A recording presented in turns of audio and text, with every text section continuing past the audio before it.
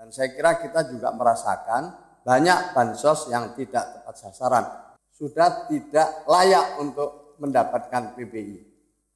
Maka itu kemudian jumlahnya ketemu 7 juta lebih, terus ada tambahan 800.000, jadi 8 juta lebih sekarang. Wah, gawat, 8 juta penerima bansos dinonaktifkan.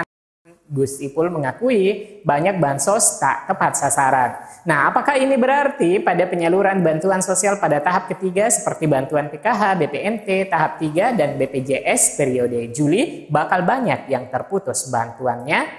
Nah, ada kabar baik hari ini. Bantuan beras serentak diluncurkan hari ini. Nah, bagi teman-teman yang masuk dalam daftar penerima untuk bersiap-siap membawa pulang 20 kg beras. Namun, beberapa dokumen dibutuhkan dalam pengambilan bantuan.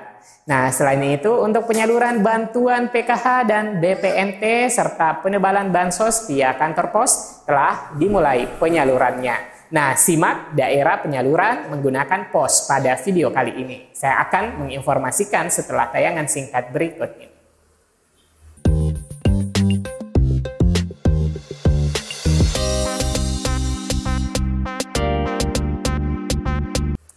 Assalamualaikum warahmatullahi wabarakatuh.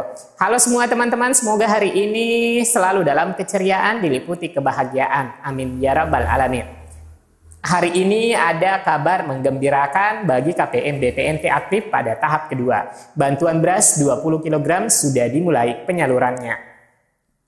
Terpantau sejak hari Senin sudah dimulai penyaluran bantuan beras 20 kg di beberapa daerah dan terus akan disalurkan ke daerah-daerah lainnya di seluruh pelosok tanah air. Kemudian bagi KPM PKH dan BPNT susulan dan bantuan penebalan sembako susulan juga sudah mulai tersalur. Dan hari ini terlihat di Bank BSI banyak sekali yang mencairkan bantuan penebalan sembako. Selain cair di kartu KKS, bantuan PKH BPNT dan penebalan sembako juga dicairkan. Nah, daerah mana sajakah penyaluran PT Pos? Silakan teman-teman amati di layar saya daerah yang mencairkan di PT Pos, di mana bantuan disalurkan pada dua kelompok, yaitu penerima PKH murni, kemudian penerima PKH plus BPNT dan penebalan sembako.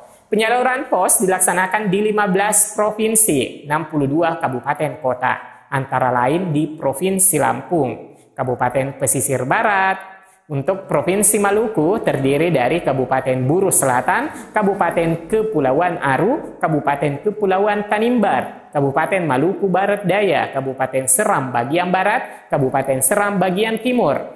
Maluku Utara ada Kabupaten Kepulauan Sula, Kabupaten Pulau Taliabu, Nusa Tenggara Barat, ada Kabupaten Lombok Utara. Nah, untuk Nusa Tenggara Timur, Kabupaten Timor Tengah Selatan, Kabupaten Alor, Kabupaten Belu, Kabupaten Kupang, Kabupaten Lembata, Kabupaten Malaka, Kabupaten Manggarai Timur, Kabupaten Rotendau, Kabupaten Saburai Jua, Kabupaten Sumba Barat, Kabupaten Sumba Barat Daya, Kabupaten Sumba Tengah, Kabupaten Sumba Timur.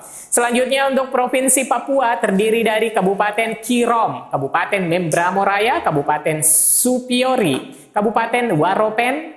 Kemudian untuk Provinsi Papua Barat terdiri dari Kabupaten Manokwari Selatan, Kabupaten Pegunungan Arfak, Kabupaten Teluk Bintuni, Kabupaten Teluk Wondama Papua Barat Daya, Kabupaten Maibrat, Kabupaten Sorong, Kabupaten Sorong Selatan, Kabupaten Tembrau Papua Pegunungan, Kabupaten Pegunungan Bintang, Kabupaten Jayawijaya, Kabupaten Lani Jaya, Kabupaten Membramo Tengah, Kabupaten Duga, Kabupaten Tolikara, Kabupaten Yahukimo, Kabupaten Yalimo Papua Selatan, Kabupaten Asmat, Kabupaten Boven, Kabupaten Bovendigul, Kabupaten Mapi. Kemudian selanjutnya Provinsi Pulau Papua Tengah meliputi Kabupaten Deiyai, Kabupaten Dogiai, Kabupaten Intan Jaya, Kabupaten Nabire, Kabupaten Paniai, Kabupaten Puncak, Kabupaten Puncak Jaya.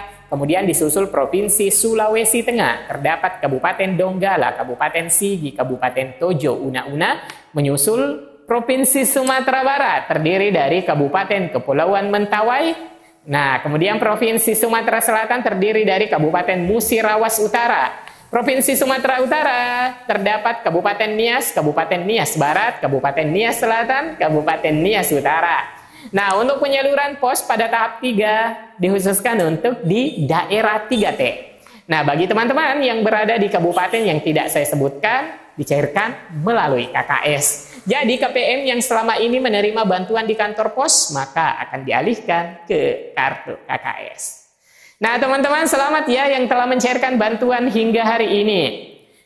Kemudian ada kabar yang kurang sedap mengenai penyampaian dari Menteri Sosial. 8 juta penerima bansos dinonaktifkan. Gus Ipul mengakui banyak bansos yang tak tepat sasaran. Data yang kami tampilkan di depan tadi itu adalah menunjukkan bahwa bansos dan subsidi kita itu banyak yang tidak tepat sasaran. Itu ditengarai oleh banyak pihak dan saya kira kita juga merasakan banyak bansos yang tidak tepat sasaran. Niat pemerintah untuk mengintegrasi data kementerian untuk keakuratan penerima bantuan sosial ternyata menimbulkan konsekuensi yang besar.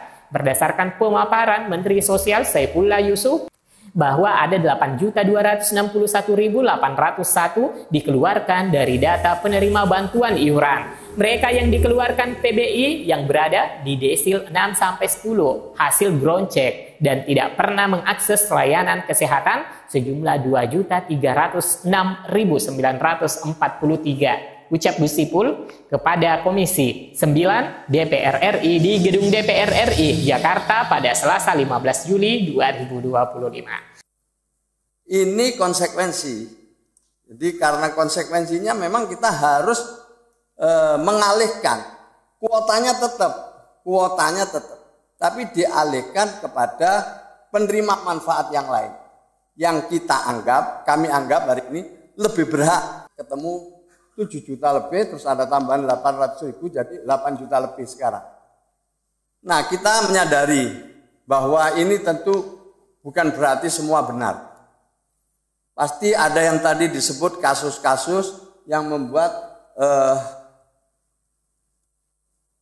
penerima manfaat ini tidak lagi mendapatkan pelayanan dari BPJS.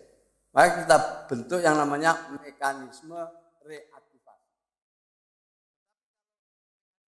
Menteri Sosial Mensos Saifullah Yusuf atau Gus Ipul mengungkapkan lebih dari 8 juta penerima bantuan iuran jaminan kesehatan PBIJK telah dikeluarkan dari daftar penerima karena dinilai tidak lagi memenuhi syarat sebagai penerima manfaat. Total yang dikeluarkan untuk Mei-Juni 8.261.801 lebih penerima PBI.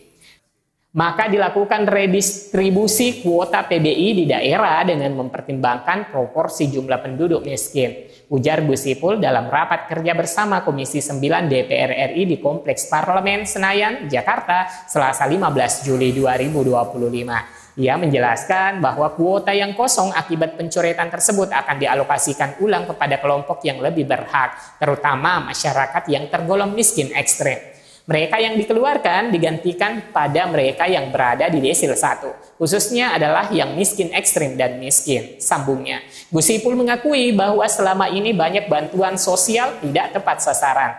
Menurutnya hal tersebut menjadi salah satu alasan dilakukannya pembaruan data penerima setelah diterbitkannya instruksi Presiden Impres nomor 4 tahun 2025 tentang data tunggal sosial dan ekonomi nasional DTSEN. Ia menuturkan pada tahap awal ditemukan 7 juta penerima yang seharusnya tidak berhak mendapat PBI. Setelah dilakukan verifikasi lanjutan, angka itu bertambah menjadi lebih dari 8 juta orang.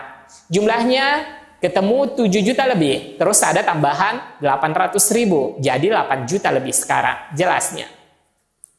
Gus Ipul menekankan bahwa pencoretan data ini merupakan konsekuensi dari pelaksanaan Impres DTSEN. Meski total kuota PBI tetap, distribusinya kini difokuskan pada kelompok penerima yang dinilai paling layak. Nah, teman-teman, bagaimana pendapat teman-teman? Silahkan dituliskan saja pendapatnya pada kolom komentar. Semoga infonya bermanfaat. Sampai jumpa di video selanjutnya. Wassalamualaikum warahmatullahi wabarakatuh.